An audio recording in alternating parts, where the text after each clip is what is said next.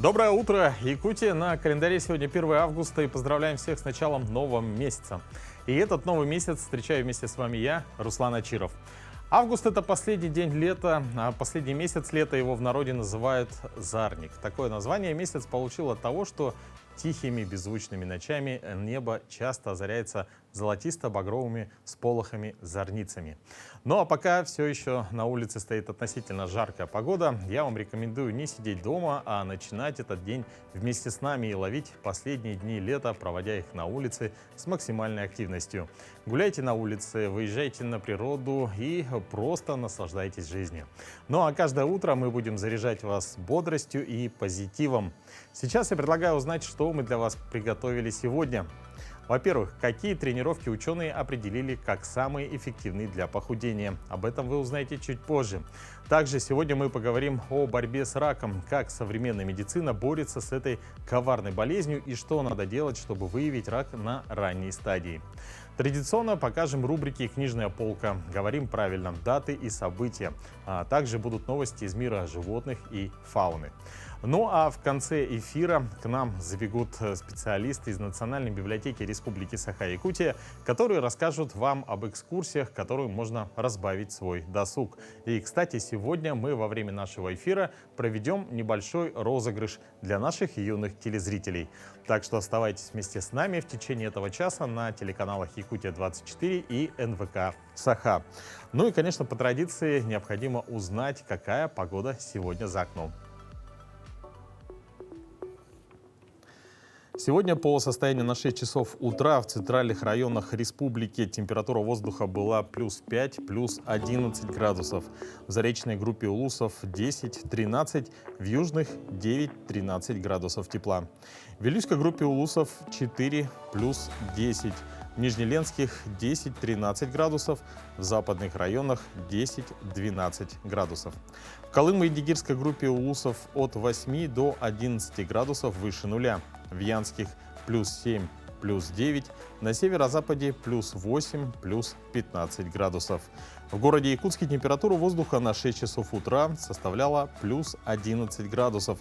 Атмосферное давление 742 миллиметра ртутного столба. Ветер западно-северо-западный 3 метра в секунду. Сегодня днем дождь, ветер северный 5-10 метров в секунду. Температура воздуха плюс 16, плюс 18 градусов. Британские тренеры назвали наиболее эффективные для похудения упражнения. Так, есть 6 типов активности, лучше остальных, которые помогают сбросить вес. Данные о потраченных калориях приводит издание Daily Mail, ссылаясь на исследования Гарвардского университета и рекомендации профессиональных тренеров. Плавание стоит на первом месте. За 30 минут активного заплыва мужчина сжигает 420 килокалорий, а женщина 360. Такие же показатели у пробежки в 10 километров. Интервальные высокоинтенсивные тренировки помогают за полчаса потратить мужчинам 294 килокалории, а женщинам 252. Гребной тренажер за 30 минут сжигает у мужчин 294 килокалории, у женщин 252. При очень активном использовании можно достигнуть показателей в 440 и 369 килокалорий. 159 и 133 килокалорий можно потратить на получасовой пешей прогулки, а на силовые тренировки за 30 минут у мужчин идут 126 килокалорий, у женщин 108. Тем временем Организация Объединенных Наций призывает запретить смартфоны в школах.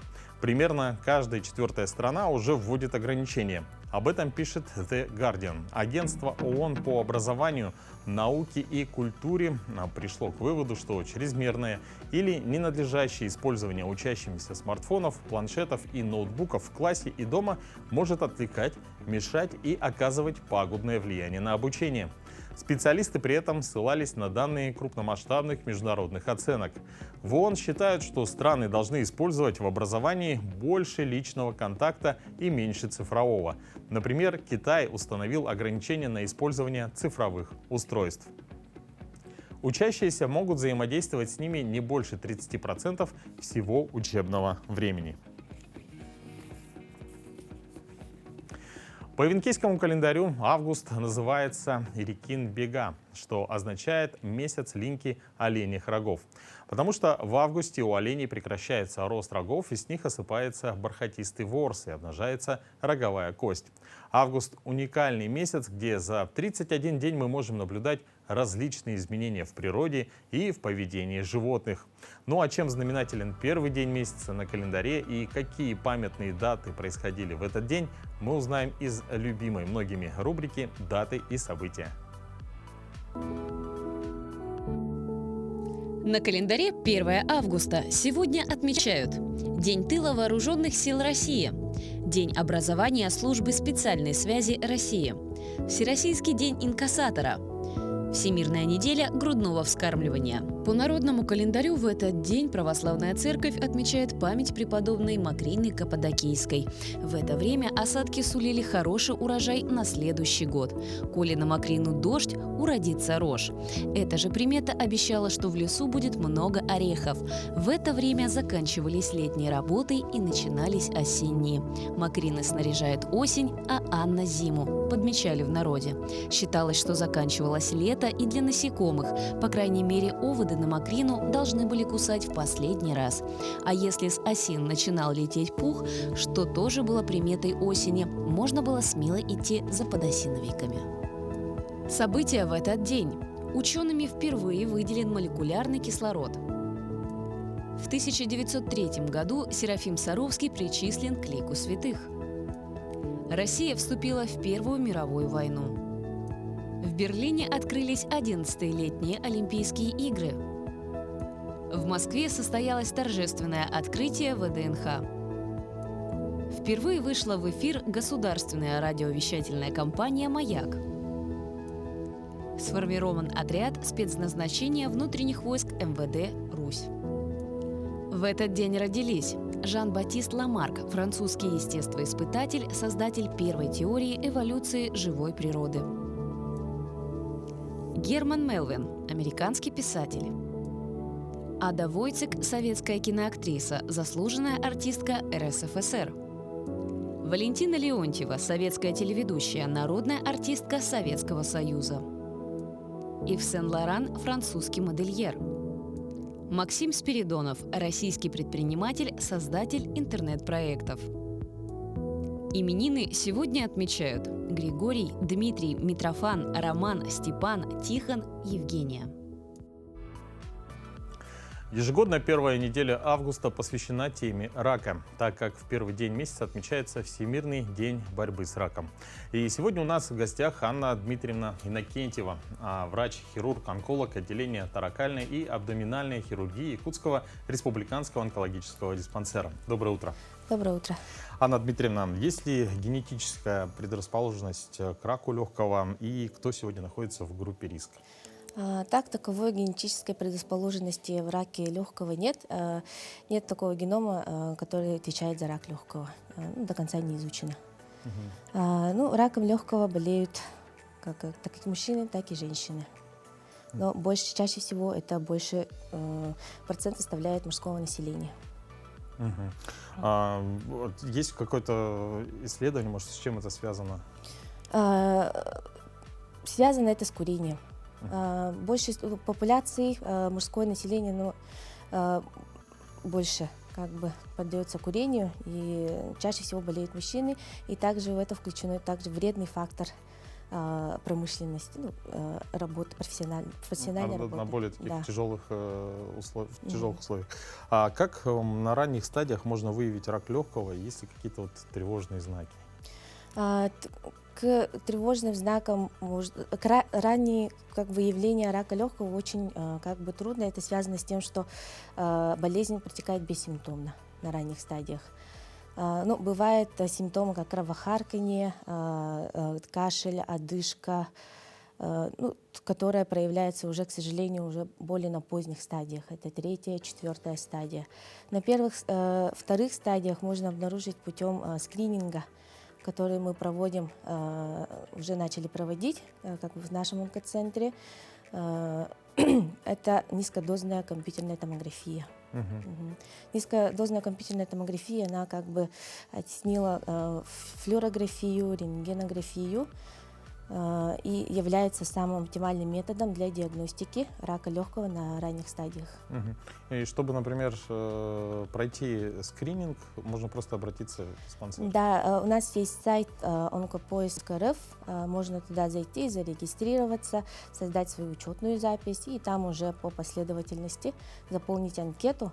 И если будут какие-то подозрения по вопросам по анкетированию, мы пациентов вызываем уже к себе. Мгм. Что касается профилактики, да, есть ли какие-то методы по профилактике рака легкого и, может быть, что-то рекомендуют специалисты? Ну, таковой основной профилактикой по борьбе с раком легкого, ну, это является как бы здоровый отказ от курения и здоровый образ жизни. Мгм. Ну, Рацион питания и образ жизни, мгм. скажу. В целом, получается, отказ от вредных привычек. Да. А если сравнивать с другими видами рака, насколько распространено это заболевание, вот рак легкого у нас в России, ну и в частности в Якутии? В России рак легкого на первом месте стоит, в республике Саха-Якутия как на 4-м месте, уступая как раку молочной железы, раку шейки матки. Мгм. На А, 3-м месте, точнее. Ага. Скажите, а вот какой метод хирургического лечения рака легкого дается самым эффективным, да, является и на Ну, сегодняшний день? самым эффективным нет такого понятия. Есть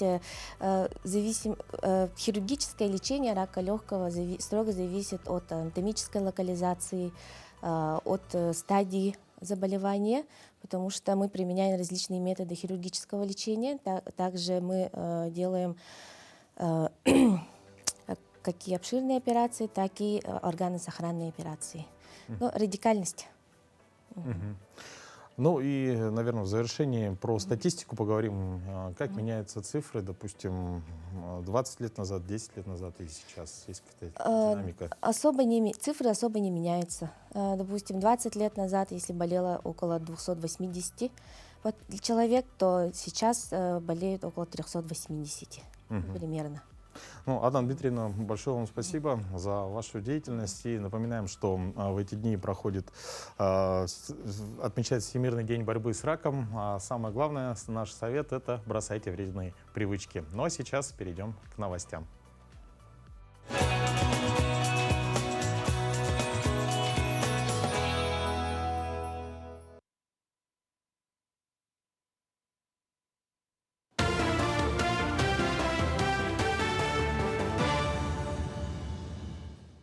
Доброе утро, Якутия. Главные новости к этому часу. В России появится третья национальная валюта. Цифровые рубли можно будет использовать в сделках и наследовать применять при разделе имущества. Такой пакет законов вступает в силу 1 августа. Статус эмитента цифрового рубля и оператора соответствующей платформы закреплен за Центральным банком. На указанной платформе будет доступно открытие цифровых кошельков как для физических, так и для юридических лиц. При этом доступ к средствам можно будет получить через приложение любого банка. Курс цифрового рубля всегда будет равен курсу традиционных форм российской валюты. Изъятую у коррупционеров дорогостоящую недвижимость можно будет продавать на аукционах. Такой закон вступает в силу 4 августа. На аукцион будут выставлять жилье, рыночная стоимость которого превышает в 2 раза и более денежную сумму, определенную исходя из его общей площади, умноженной на среднюю цену квадратного метра жилого помещения в конкретном субъекте Российской Федерации. В случае признания аукциона по жилью несостоявшимся в сроках до 3 месяцев будет проведен повторный аукцион со снижением цены на 5%. А если второй аукцион тоже провалится, то следующие будут проводить не ранее, чем через 6 месяцев. Отделение надзорной деятельности и профилактической работы по горному улусу МЧС России по Якутии ведет плановую работу по правильному обустройству минерализованных полос во всех населенных пунктах района. На сегодняшний день инспекторами проведено 18 проверок, где выявлено 48 нарушений. Своевременно организованные и проведенные мероприятия по устройству минерализованных полос около населенных пунктов, которые расположены на границе с лесными массивами и сельхозугодиями, позволяют свести опасность распространения пожара на жилые массивы до минимума. В целях подготовки к пожароопасному сезону 2023 года и защиты населенных пунктов от лесных пожаров отделением надзорной деятельности и профилактической работы по горному району организован комплекс мероприятий, направленных на контроль за обеспечением готовности населенных пунктов, подверженных угрозе лесных пожаров к пожароопасному сезону. В настоящий момент в 7 муниципальных образованиях имеются неустраненные нарушения. В данное время по требованию прокуратуры проводятся проверки на предмет устранения этих нарушений. Их объединяет одна общая цель – это сохранить жизнь служащим на линии соприкосновения спецоперации. Для этого по всей стране развернулось движение «Боевые шелкопряды», в которое влились в якутяне. С февраля в Якутске активисты плетут маскировочные сети. Эти непростые. Новые маскировочные сети скрывают излучение человеческого тепла. Благодаря большему объему изделия внутри создается воздушная прослойка, которая мешает тепловому излучению человека попадать в поле зрения тепловизоров. За один месяц в одном из филиалов шелкопрядов шьют около 250 плетей. Их стандартный размер 1,5 на 2 метра. Бойцы оценили их и уже начали заказывать плети по индивидуальным размерам. Билеты в музее будут выглядеть по-новому. Учреждения культуры смогут продавать билеты, абонементы и экскурсионные путевки на бланках строгой отчетности, утвержденных в 2008 году, до 31 августа. После этой даты организации исполнительных искусств и музеи должны продавать билеты нового вида. Билет должен содержать наименование товара или услуги, фамилия, имя, отчество продавца и кассира, QR-код для проверки на подлинность, ссылку на официальный сайт Федеральной налоговой службы, ИНН продавца, дату и другие сведения.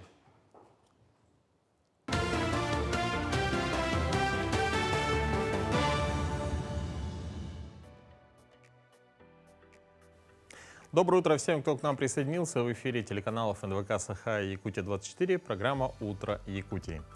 Теплые и жаркие дни плавно переходят в месяц август, который более мягок, чем июль, потому что световые дни заметно сокращаются, а ночами становится прохладней. Появляется туманная дымка. С начала месяца вода в озерах и прудах начинает остывать, заканчивая купальный сезон. Средняя температура первой половины августа плюс 17, плюс 19 градусов. Сам по себе август – самый спокойный месяц в году. Редко случаются грозы, а несколько реже жаркие сухие дни. Зачастую стоит ровная теплая погода. А еще в этом месяце наступает самое приятное время года – это сезон сбора урожая. Все, что сеяли, все, что жали, все, на что возлагали надежды, пора собирать и готовиться к нелегкому времени – зимовки. До холодов еще очень далеко, но пора делать первые приготовления к нелегкому периоду зимы. И мы в нашей традиционной рубрике «Говорим правильно» продолжаем разбирать слова, которые так часто употребляем в этом месяце. В прошлый раз мы разбирали слова «салат» и «руккола», а сегодня узнаем, как правильно говорить при покупке овощей и фруктов. Доброе утро, дорогие телезрители! Лето нам приносит не только радости, но и проблемы. И сейчас я говорю не о кровососущих насекомых. Лето радует нас изобилием овощей, но вместе с этим изобилием приходят и грамматические проблемы.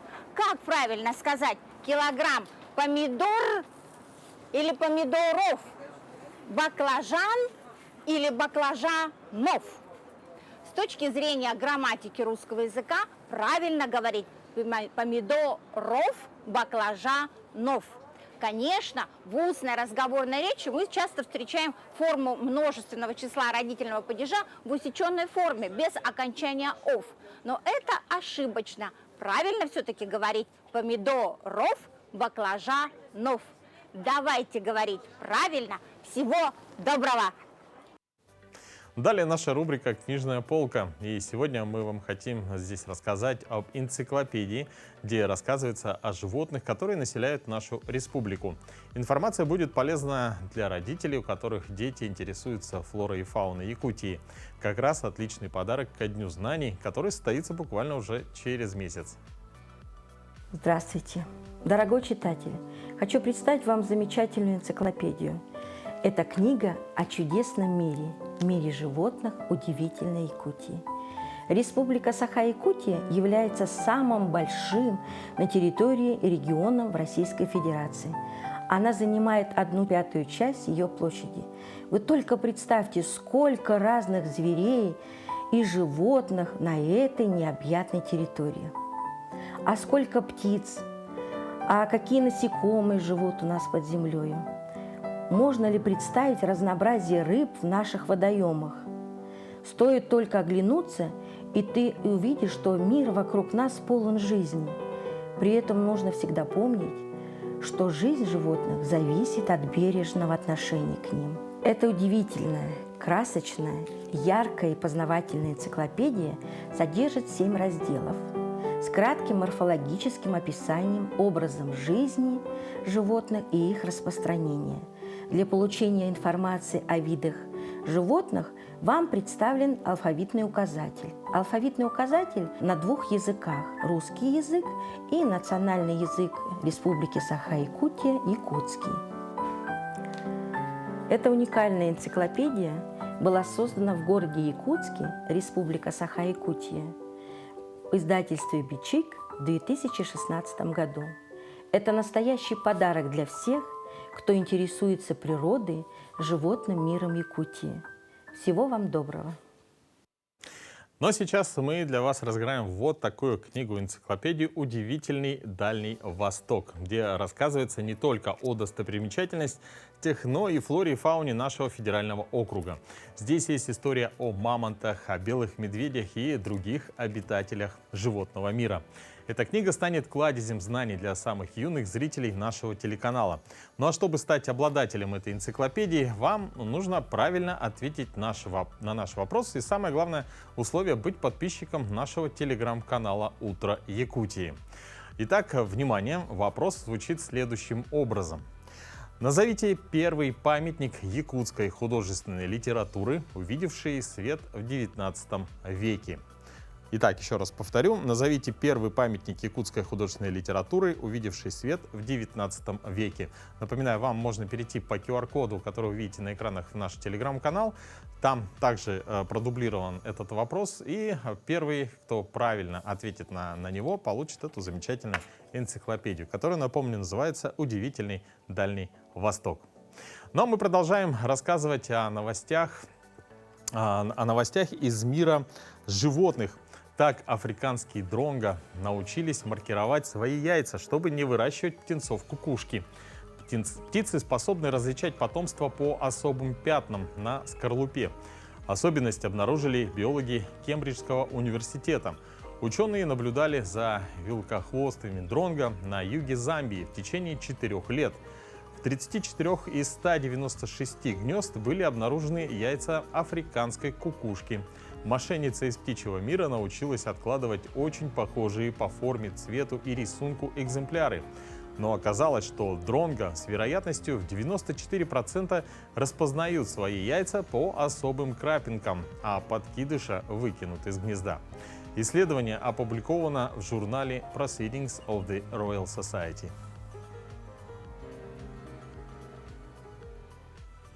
Я думаю, золотистых ретриверов любят многие, а увидеть их столько в одном месте – шанс особенно редкий.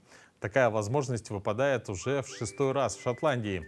Встречу организовывает местный клуб владельцев этой породы. Это мероприятие, по словам организаторов, проводится с 2000 года. В этом году особый повод – породе исполняется 155 лет.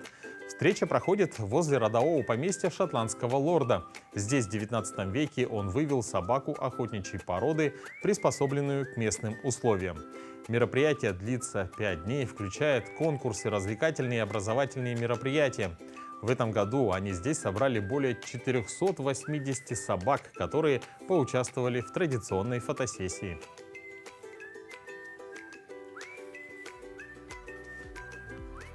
И между тем в московском зоопарке надеются на новую романтическую историю.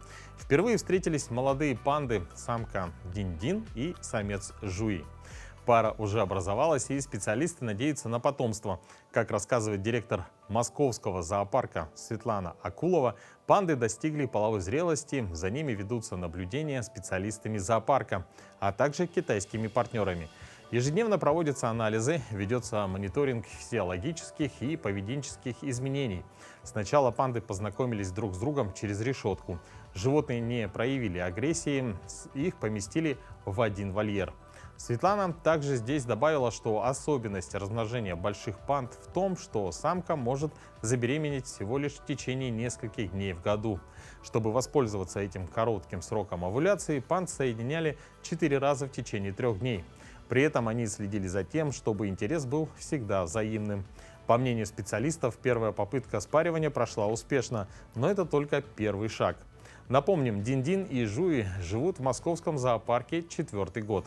Если появится потомство, то, согласно правилам, оно по умолчанию будет принадлежать Китаю. Ну а из новостей мира животных мы с вами плавно переходим к новостям флоры. Так, тысячи краснокнижных кувшинок покрыли озеро Парс-Лиман в Армении. На кадрах, снятых в воскресенье, можно увидеть, как водная гладь устелена зеленым покрывалом. Белую кувшинку также называют водяной лилией, а в научной среде в переводе с латинского «нимфея белая». Это самый миниатюрный представитель семейства кувшинок. По бутону водяной линии можно прогнозировать погоду. Перед дождем лепестки смыкаются и раскрываются только когда светит солнце. Ради обладания красотой нимфей их часто срывают, поэтому белая кувшинка занесена в Красную книгу и охраняется законом во всем мире.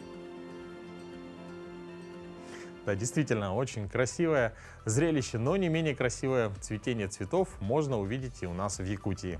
Так, в Нюрбинском районе садовод-любитель ежегодно садит несколько сотен цветов и каждый год приглашает к себе жителей региона запечатлеть это на камеру.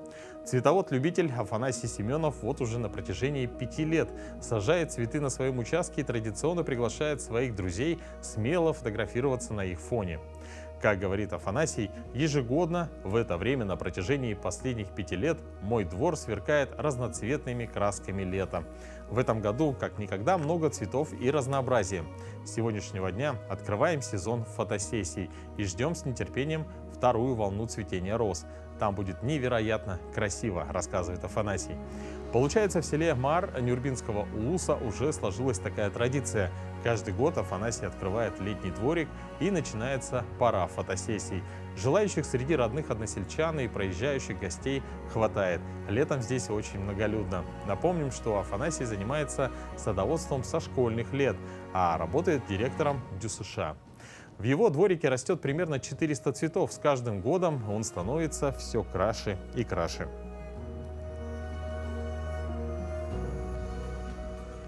А теперь мы переходим к новостям из ближнего зарубежья. Так, юный житель Узбекистана начал изобретать электромобили, которые в скором будущем собираются выпускать в серийном масштабе.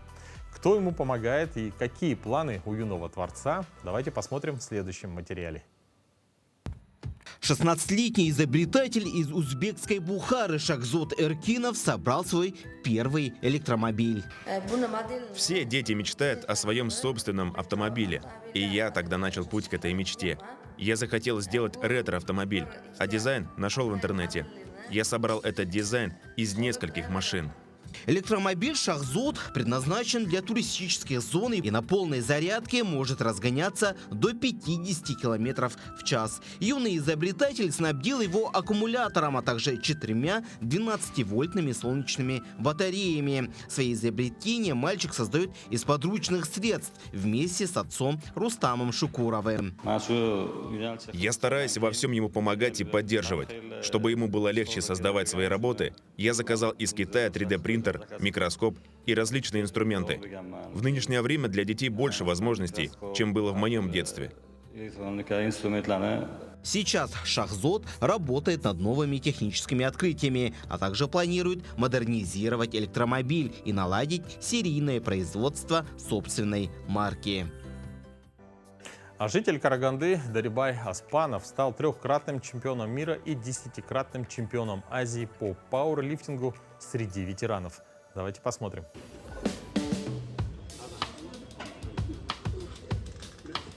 Пауэрлифтинг еще называют силовым троеборьем. В него входят приседания со штангой на спине, жим штанги лежа и тяга штанги. Аспанов рассказал, что начал заниматься спортом в 56 лет, а сейчас ему 74. Тренеры мы были сами себе самоучки. Мы начали всем методом исследования, как поднимают люди эти штанги, как тренируются. Я делал съемки во всем, разбирал это движение. Я сейчас 3-кратный чемпион мира и 10-кратный чемпион Азии. Так что можно добиваться и в таком возрасте. Сыновья и внуки Дарибая тоже спортсмены. На международной арене все члены семьи Аспанова вместе взятые завоевали 39 медалей разных достоинств, 20 из которых золотые. С детства нас отец с братишкой все время учил, чтобы мы соревновались между собой. Кто больше подтянется, кто больше отожмется, кто больше пробежит. У нас в детстве, я помню, даже в детстве мы с отцом бегали, и утром в 5 утра, когда мы просыпались, отец нас брал за руки, мы отцу в куртку ложили руки свои и сонные бежали за отцом. Спорту всегда нас проявляла наша семья, вся в спорте. Все друг друга всегда подтягивали к спорту. Отец, детей, дети, отца. Вот. Мы друг друга всегда поддерживали. Это самое лучшее, то, что есть, это поддержка семьи. Я как отец, я не должен останавливаться, потому что я пример своим 3 сыновьям и 3 внукам. Все они занимаются этим видом спорта. По мнению Дарибая, важно ставить цель, не обманывать себя и добиваться цели. В планах у возрастного спортсмена поставить мировой рекорд в пауэрлифтинге по жиму лежа. Переходим к новостям из мира культуры. Так, 6-я якутская студия Щепкинского театрального училища – будущие звезды театров республики. Кажется, только недавно они получили дипломы, но уже успели показать свое мастерство на якутской сцене. 20 самородков, 20 талантливых артистов, и у каждого свой путь. Но кого-то судьба свела еще в Москве. О влюбленной паре выпускников Щепкинского театрального училища смотрите в следующем материале. Предложение руки и сердца во время лекции. Кольцо на палец, слезы радости и эмоции, которые не сдержать. Словно сценарий фильма, но только в жизни. Так в стенах Щепкинского театрального училища началась история семьи Ивановых. Девочки же, они смотрят, какие мальчики на курсе. И вот я как-то посмотрела, думаю, что-то никакого интересного мальчика нет. И что-то так вот в сентябре все спокойно так и прошло. А потом раз смотрю, к нам один мальчик заходит там за порошком, мусор выкинуть. Красивый такой. Потом мы что-то начали общаться, гулять. Мы с Гришей познакомились 8 декабря. Уже начали встречаться официально. И на 3-м курсе, 24 апреля, мы решили, что можно расписаться. Настя милая, красивая, но она улыбчивая. Мне нравятся ее щечки. Долго думал, где-то месяцев 6. Заранее купил колечко и ждал подходящего момента. Только я не знал, когда подарить. Потом, во время мастерства, как-то что-то случилось, и я сделал предложение. Я подумал, что это надо сделать прямо сейчас. Это любовь с первого взгляда.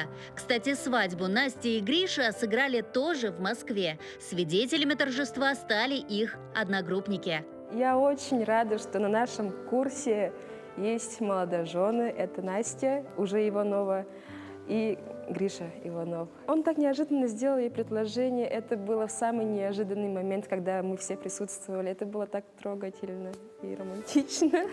Всего 4 года назад они открыли для себя Щепкинское театральное училище. Уже этим летом ребята распахнули и следующую дверь – профессиональную сцену. В Якутии они работают актерами, как им мечтали с детства. И сколько бы ролей они не примеряли на сцене, вне театра каждый из них пишет свой сценарий жизни. Очень хорошо, что у меня муж актер, потому что мы можем друг с другом что-то обсудить.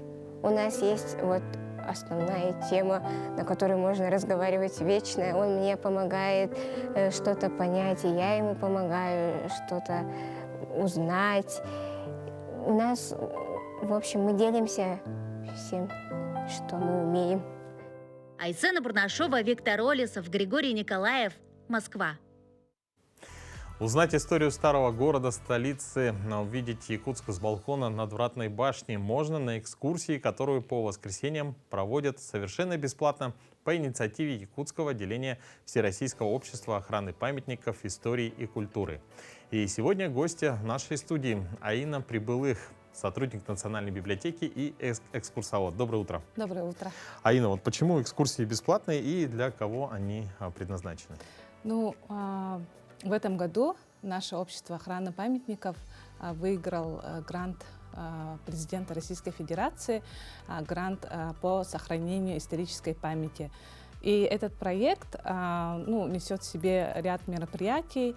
Это проведение Большого Дальневосточного форума, это реставрационные работы объектов культурного наследия. Ну и тоже наиболее важная часть – это проведение просветительских мероприятий, это наши бесплатные экскурсии. Из-за того, что проект поддержан грантом, у нас все экскурсии для жителей нашего города и гостей бесплатные. Замечательно. Говорят, экскурсии пользуются большим успехом. Сколько человек за один раз может пройти экскурсию вместе с вами? Для каждого экскурсовода, да, и вообще для самих экскурсантов, для удобства, для комфорта, да, для того, чтобы все внимательно послушать, чтобы никто друг другу в тесном помещении не мешал. При осмотре каких-то памятников вообще удобно всегда, чтобы было до 20 человек. Но если приходит больше, то, конечно, мы никого обратно не гоним, все равно стараемся провести, и сделать все для того, чтобы экскурсия прошла комфортно, удобство. А кто больше приходит на экскурсии? Жители города Якутска или же гости нашей столицы? Так как старый город – это район города Якутска, да, и практически все горожане мимо него, и вообще в старом городе всегда бывают, предназначено для горожан. Но тем не менее гости столицы тоже приходят, и оказывается, нужно и для них проводить, потому что все-таки это столица нашего региона, и они после экскурсии отзываются с таким восторгом, что прикоснулись и к части всего, да, большого события, это прикоснулись к историческим событиям нашего города и региона в целом. Вот на чем делается акцент, когда вы рассказываете о старом городе? Наверное, это все-таки надвратная башня Якутского острога, да, которая расположена на территории старого города. Вообще она не бывает всегда открыта, она открывается только по заявкам, либо в определенные дни, это в День города или в День охраны памятников, это апрель-сентябрь. Но в рамках наших экскурсий можно посетить ее прямо все 3 этажа и даже, как вы упомянули, посмотреть на красивый вид, открывающийся с самой наивысшей части башни. Да, действительно, я там бывал, очень, очень красивый вид, и прямо такое ощущение, что прикасаешься к истории непосредственно. По другим маршрутам города есть у вас какие-либо экскурсии? В рамках реализации этого проекта у нас только один маршрут. Он самый легкий, он самый доступный, но у меня и у моего напарника, конечно, есть несколько разработок, и мы проводим в течение 10 лет для жителей города Якутска, и для гостей. Вы профессиональный экскурсовод, да, и с большим опытом работы. Что чаще всего спрашивают люди во время экскурсии? Например. Перед началом, сколько продлится экскурсия, обязательно спрашивают, и какой будет маршрут. Но в конце каждая аудитория нас спрашивает разные вопросы. Если мы работаем с детьми, они, конечно же, очень интересуются башней, какими-то памятниками. А если взрослые, то они очень хотят стать частью истории. То есть они спрашивают, у нас предки жили где-то в какой-то части города Якутска, да, раньше там что было, как называлась эта улица, такие вопросы. А что лично вас удивило в истории старого города, когда вы ее изучали? С каждым разом мы находим все новые и новые открытия. То есть старый город — это же район, да, комплекс, который сосредотачивает очень много объектов, да, хоть они и не подлинники, да, но раньше вот в прототипах этих объектов жили очень интересные люди, разные слои населения, вот их биография, их исторический опыт, личный опыт, они, конечно, эта история очень захватывающая, поэтому каждый раз новые и новые совершенно интересные открытия. Да, действительно. И скажите, вот как долго продлятся экскурсии и будут ли еще другие какие-либо планы, может быть, на ближайшее будущее? У нас экскурсии уже заканчиваются в середине августа, потому что мы работаем с начала июля. По субботам мы проводим в 6:30 вечера мы встречаемся в старом городе у башни. А потом в частном порядке мы работаем еще в будний день. То есть это могут быть дети школьного возраста или, может быть, какие-то гости, да, столицы, которые не смогли попасть в субботу. И 5 августа всех ждем. В 18:30 возле надвратной башни встретимся, прогуляемся по старому городу. Ну и в середине августа мы завершим наши маршруты, но также в День города тоже будут разные активности. Можно будет посетить и башню, могут быть разные экскурсии. То есть это можно будет узнать только в сентябре. В целом, если вы отметили, что можно сделать такую групповую заявку, да, например, для школьников, для группы детей, для взрослых, куда можно обратиться, чтобы оформить заявку? Да, это лучше, наверное, позвонить в Якутский музей имени Емельяна Ярославского. Там работает мой напарник, они этим занимаются, работает и с детьми, и со взрослым населением. Либо можно позвонить в нашу библиотеку. Наша библиотека открыта для всех. 455-855, спросить меня и оставить заявку. Значит, можно позвонить также в Национальную библиотеку и спросить Аину Прибылы. Да. Спасибо большое, Аина. Вам желаем хорошего, отличного проведения экскурсий. Жителей нашего города и гостей столицы тоже приглашаем посетить, прикоснуться к истории, потому что это действительно очень интересно. И практически есть такие эксклюзивные экспонаты на самой надвратной башне. Ну а сейчас, дорогие друзья, мы передаем слово нашим коллегам из новостного блока.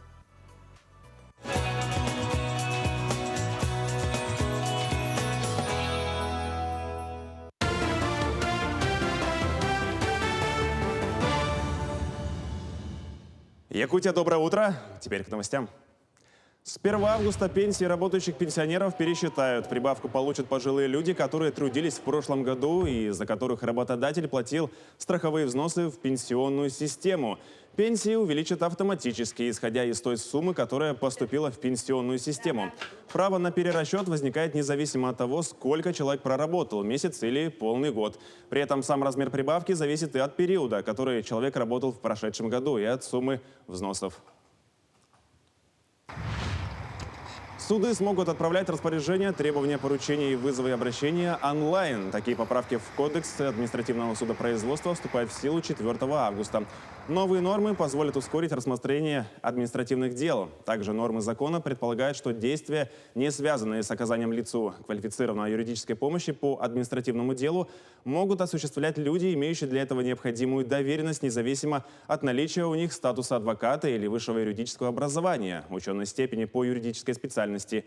В частности, речь идет о таких действиях, как получение судебных извещений, копии судебных актов, исполнительных документов, копирование материалов административного дела.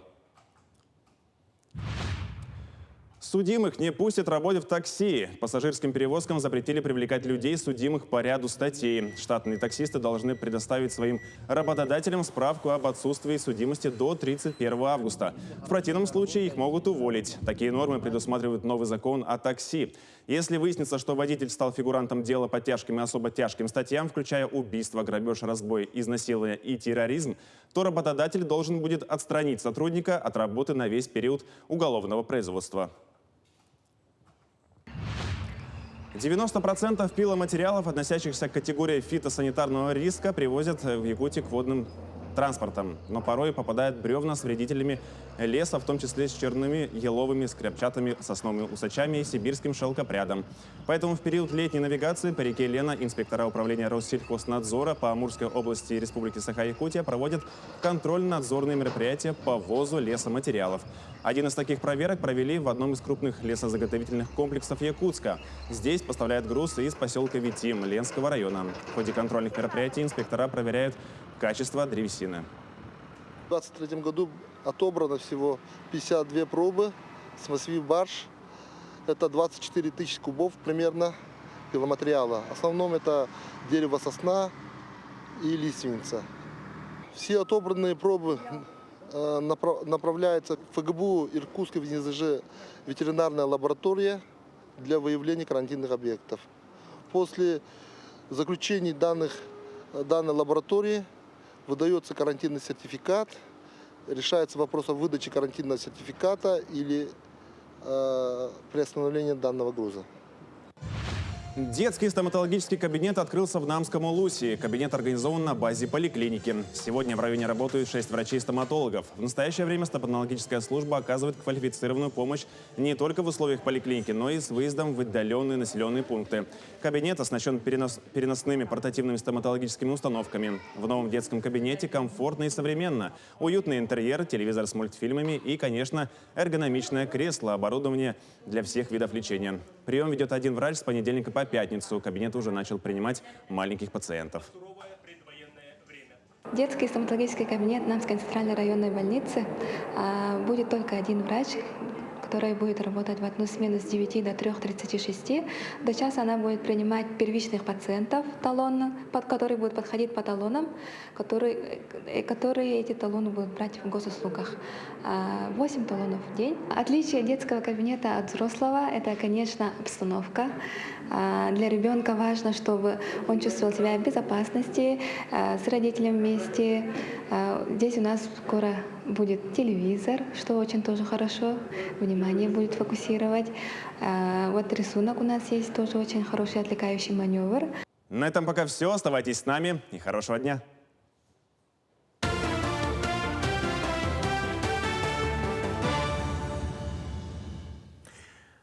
Ну а сейчас, дорогие друзья, самое время узнать, кто же стал победителем нашей викторины, обладателем вот этой замечательной энциклопедии, которая называется «Удивительный Дальний Восток». Напоминаю, что викторину вопрос был задан в нашем телеграм-канале, и мы достаточно часто проводим различные розыгрыши, но и в том числе выкладываем интересные новости, поэтому сейчас, пользуясь случаем, можете сразу подписаться на телеграм-канал «Утро Якутии», если еще этого не сделали.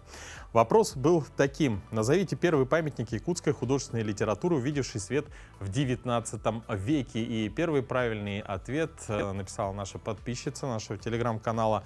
Ее зовут Ульяна. Мы с ней обязательно свяжемся. И она, кстати, по-моему, уже второй раз выигрывает в наших викторинах. Ну а правильный ответ был следующим. Первый памятник якутской художественной литературы называется «Воспоминания» Афанасия Яковлевича Уваровского. Увидел свет на якутском и немецком языках в 1848 году. Ну а сейчас я предлагаю вновь рассказать вам о погоде, потому что многие из вас сейчас уже собираются выходить на работу, а знать, какая погода сегодня будет за окном, думаю, обязательно. Сегодня утром в центральных районах температура воздуха от 5 до 11 градусов тепла. В заречной группе 10-13, в южных плюс 9, плюс 13 градусов. В Вилюйской группе улусов 4-10 градусов выше нуля, в Нижнеленских плюс 10, плюс 13, в западных 10-12 градусов, в Колымо-Индигирской группе 8-11. В Янских улусах плюс 7, плюс 9. На северо-западе республики температура воздуха была от 8 до 15 градусов выше нуля. В городе Якутске температура воздуха на 6 часов утра составила 11 градусов. Атмосферное давление 742 миллиметра ртутного столба. Ветер западный, северо-западный 3 метра в секунду. Сегодня днем дождь, ветер северный 5-10 метров в секунду. Температура воздуха плюс 16, плюс 18 градусов. Ну, как мы видим, температура воздуха начинает постепенно снижаться, и эта неделя, пожалуй, можно сказать, будет последними на жаркие дни.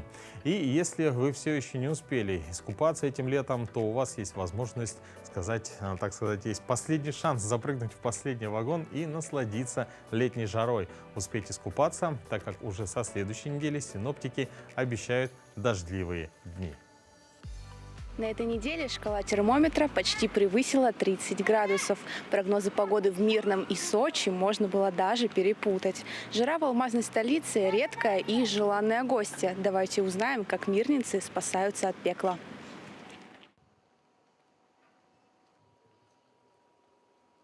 Скажите, пожалуйста, вам нравится такая погода жаркая? Не очень сильно жарко. А как спасаетесь от такой погоды? Ну, дома под кондиционером, а так холодная водичка, в тенечке пройти. Да, конечно. Это же лето. Все хотели лето, получаем. Честно, если вот брать как по работе, то хорошо, наоборот. А если вот брать как вот просто прогулочный день, ну, такое себе. Салфетки влажные, мокрое полотенце. Тенек. Ну и фонтаны 2 у нас все-таки есть. Надо, короче, днем закрывать все окна, то есть форточки все закрывать, потом шторами это все закрывать и ночью, наоборот, все открывать, чтобы прохлада, короче, проходила в дом. У нас такая температура воды, что купаться не совсем нагревается, а все остальное она очень холодная, поэтому... А бассейн, можно походить, покупаться в бассейн вообще круглый год. А скажите, чего вам не хватает в Мирном для активного отдыха в такую жаркую погоду? Я бы вот предложила, по примеру Москвы или Питера, фонтаны, которые вот на плоской платформе находятся, чтобы дети могли элементарно жару, потому что по факту некуда повезти ребенка, чтобы он мог охладиться, остудиться. Вот было бы неплохо вот эти вот фонтаны. Да, я думаю, взрослые бы у нас туда заныривали бы, да. Море и гор. Много зеленых зон, да.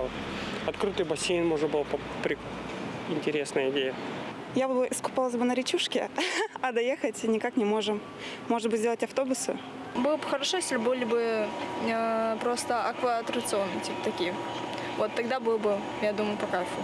Зонты, вот на площадках такого плана что-то. Ну, может быть, еще один фонтан, как вот дети купаются возле в храмовом сквере, так и где-то здесь, может, на площади фонтан какой-нибудь. Ну и красиво будет. Для многих, кто пользуется вентилятором, советуем лайфхак. Поставьте рядом с ним большую емкость со льдом. Он разгонит холодный воздух. Делитесь своими советами в комментариях. На этом наш эфир подходит к концу, и мы желаем всем плодотворного дня, отличной недели и, конечно, хорошего позитивного настроения. Оставайтесь с нами на канале Якутия-24, НВК Саха. Будьте в курсе всех событий этого дня. До новых встреч в эфире.